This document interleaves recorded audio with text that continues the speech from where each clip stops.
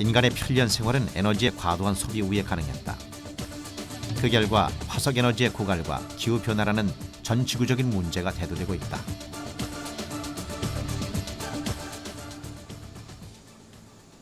한국에너지기술연구원은 지난 2003년 국내선 처음으로 5인승 수소연료전지 자동차를 개발하는 데 성공했다. 달릴 때 소음이 전혀 나지 않고 물 외에는 오염물질을 배출하지 않은 수소 자동차는 차세대 미래 자동차로 주목받고 있다.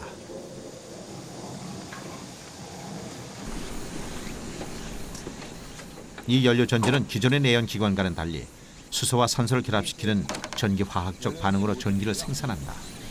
이게 지금 셀이라는 요 구멍 뚫린 부분은 공기가 들어가고요. 이 팬으로 이제 공기를 공급을 해줍니다. 막을 사이에 두고 한쪽으로 수소가 들어가고 한쪽으로 이제 공기가 들어가서 만나진 않고요.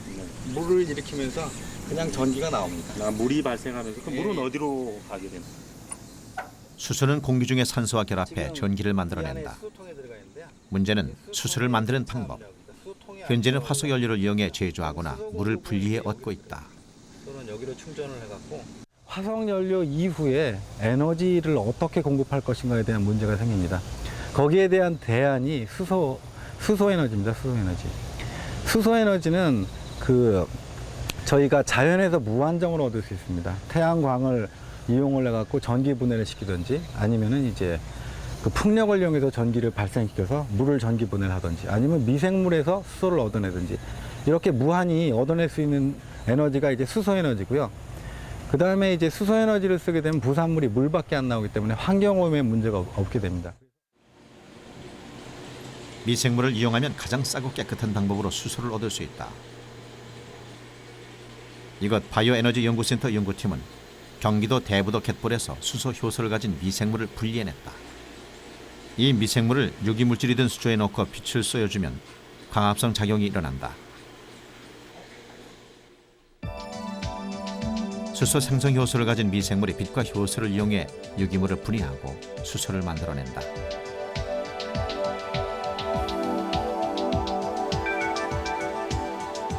이렇게 만들어진 수소와 공기 중의 산소가 만나면 전기가 발생한다.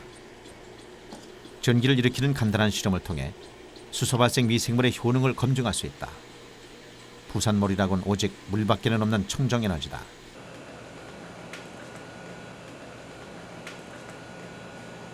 미생물을 이용해 수소를 생산하는 일은 아직 초기 단계다.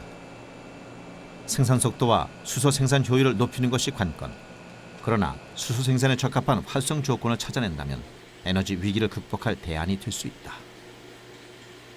기존 화석 연료를 이용한 수소 생산 방법은 기술이 이미 개발되어 있고 상용화 가능성도 높습니다.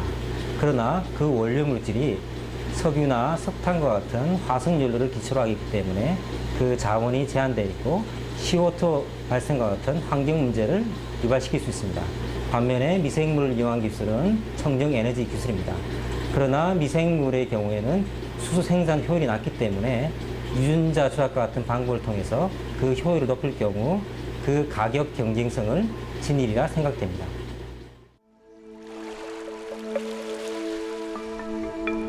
바다는 무궁한 세계다.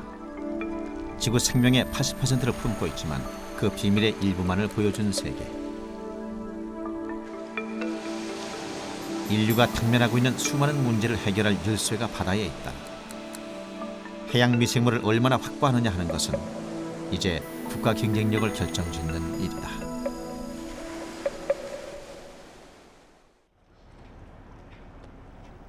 세계는 지금 해양 미생물의 가능성에 주목하고 있다. 그 핵심 연구소 중 하나인 일본 해양연구개발센터 잠스텍.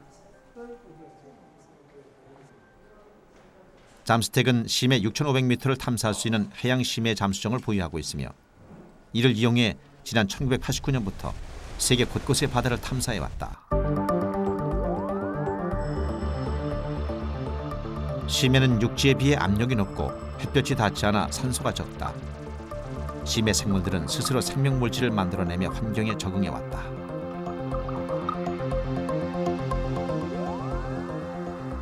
특히 잠수택이 주목하는 것은 심해 열수구의 생물들.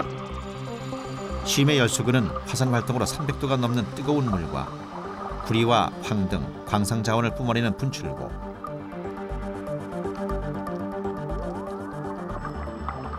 이러한 극한 환경에 적응한 생명들은 다양한 기능성을 갖는다.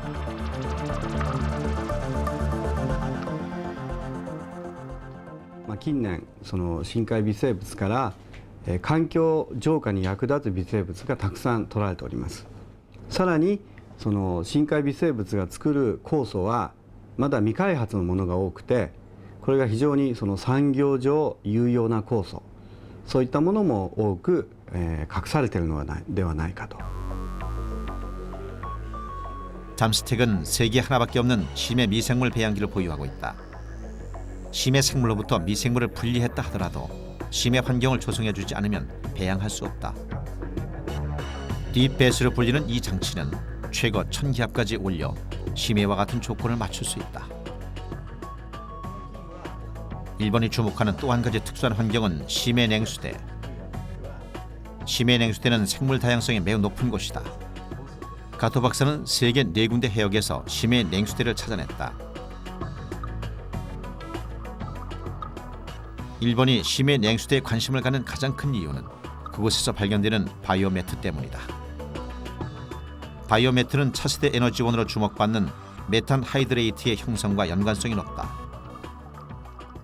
でさらにその深いところにはメタンを作る微生物、メタン菌といいますがたくさん存在しておりまして、こうした海域の調査によって、将来のその資源として考えられております、メタンハイドレート、そういったその資源の探査にもこの微生物マットの調査は非常に重要な情報をもたらしてくれると。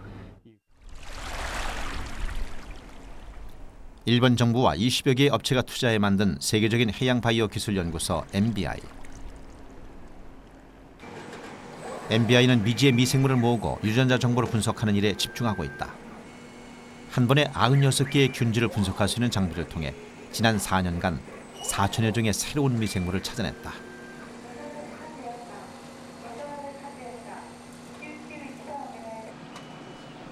유전체 해독 결과는 흔히 청사진이나 설계도에 비유된다. 유전체 분석이 끝나면 유전자의 기능을 예측할 수 있어 활용 가치가 높아진다.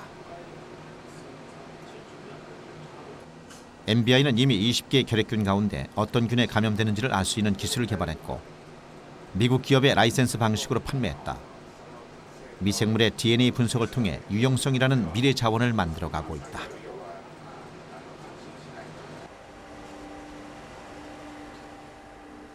MBI가 유전체 분석만큼이나 중요하게 생각하는 것은 새로운 미생물 균질을 확보하는 일이다. MBI가 보관하고 있는 미생물은 약 2만여 종. 일본은 세계에서 가장 많은 미세조류 특허를 갖고 있다. どれだけ工夫しても培養できない微生物というのがそれでもある。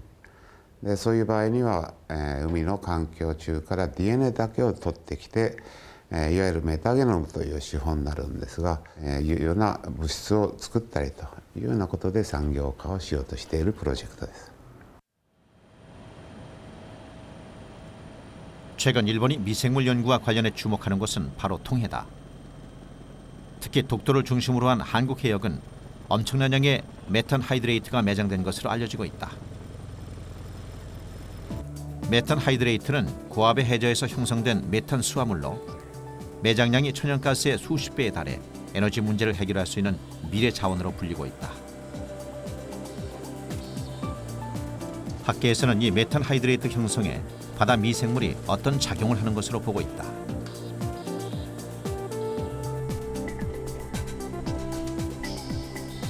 독도의 미생물 가치에 주목한 한국생명공학연구원 윤정훈 박사.